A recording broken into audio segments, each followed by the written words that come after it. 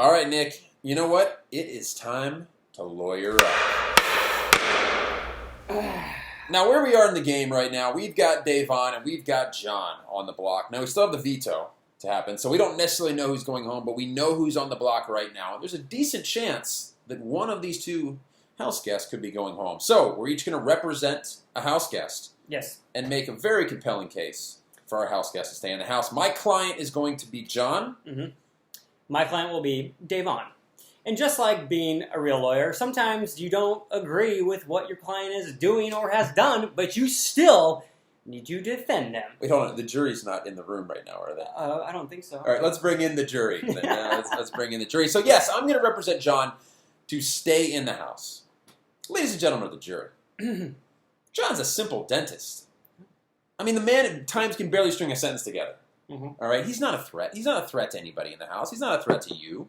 He's somebody that could be a floater, somebody that can kind of hang out in the house for a bit until you need him, to do your bidding. We look at Davon over here, all right? She's volatile. She's somebody that can't be trusted. She's already made enemies in the house. It's time for her to go. John is not going to be a threat to you. John is going to be someone that you can use. He can be in your alliance. He's a nice guy. And out of the house, he can give you some free dentistry. This man is a dentist.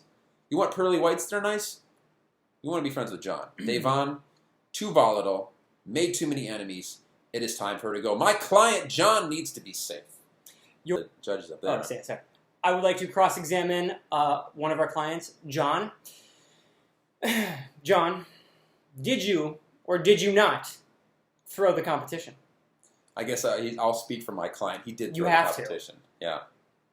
Now, can you trust an individual who throws the competition and doesn't even know why he's even throwing the competition, let alone has an alliance? Would you trust this individual? Your Honor, I'll say this, all right? Now, this is a case of the viewing public knowing something the house guests don't know. The house guests don't know that he threw the competition. Only ones that knew he threw the competition are Shelley and Clay, and he could deny it. So, in terms of the house guests, who is the jury we're addressing? None of them know that my client, John, threw the competition. Only the people in power. So, throw it out. We're not, Your Honor. Davon is the one that should go, unless you make a compelling argument that she should stay. My opening statements for Davon. Let's go back to the beginning. Davon is not here to play a game. She's not here for FaceTime. She is here to win $500,000 for herself and for her daughter. Now, is that a crime? People? I don't think so. Jackson, he's playing the emotional card. I am not. Playing for the daughter. I'm spouting nothing but the facts. All right. Nothing but the facts. God, the facts always get in the way. Now, granted, at times she may be emotional, but that is only because she's emotionally invested into winning this game. And without winning this game, and without being backed by emotion, who else could possibly go through 97 days of grueling torture, not only mentally, but physically? That, my friends, would be Davon. Ladies and gentlemen of the jury, while an incredible performance over there, there was very little substance telling me why Davon needs to stay in the house. She's volatile. She's made enemies. The people in power want her to go. She's an angered house guest. Half of the time, you need to be called into some sort of room to have a house meeting. You can't just enjoy the pool. You can't lie around like Audrey. You can't sleep all day. You got to go house meeting after house meeting. She's drama. She's too much drama. She's made herself a target. My client, John, has done nothing to make himself a target. This week, Davon has to go.